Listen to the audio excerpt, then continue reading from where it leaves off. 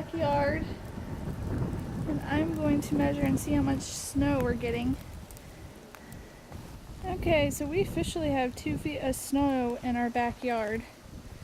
I just got done measuring it. And yes, I measured it right. We just have this laying down so you can actually see. Now we're gonna go to our post. Our post over here is completely covered up. This shows where our property line is.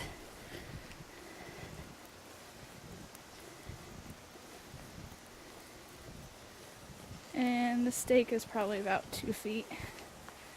And it's completely underground. And this is the back of our house.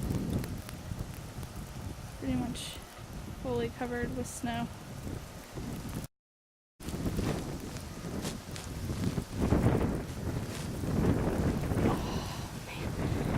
Just to let you know, it's going to be snowing until probably 7 o'clock tonight. So this should be fun.